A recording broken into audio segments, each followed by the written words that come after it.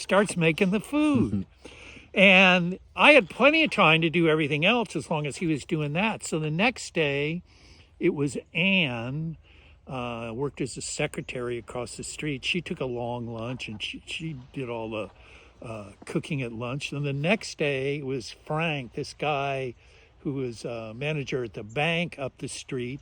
And he even brought his big chef apron. I always remember that. And he's back there cooking. And the owner comes in.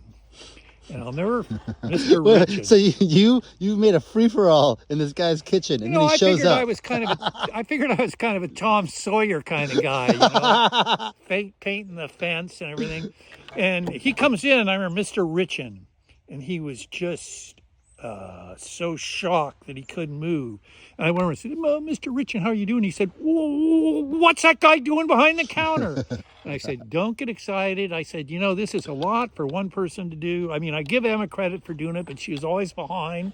So now I just have the customers cook, a different one. And he goes, are you insane? I would lose my license. He said, I hired you because you were senior class president, and I thought you were a responsible person.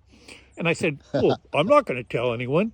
And he goes, you're fired. And so I remember I put my jacket on and got the fuck out of there before he could change his mind. What? Is the other guy still cooking on the grill? I don't know. They were in my past by the time I walked out.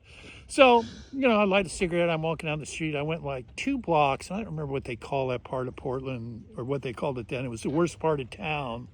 And I hear this commotion. And I'm walking by this cafeteria, and in the back alley, there's about 10 steps that lead down to the ground.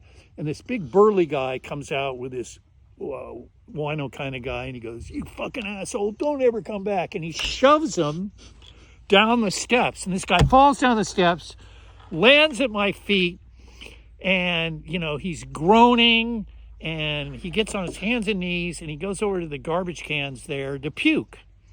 And the guy up on top on the, says, hey, looking for a job? We just had an opening. I looked at that guy and I said, yeah, sure, why not? So I'm hired there, and it was a cafeteria. And, they paid you minimum wage, and they hired a bunch of winos who did food preparation in the back. And the people who ate out in the cafeteria, I never actually saw the cafeteria itself out front. We were behind walls there. And it was just a bunch of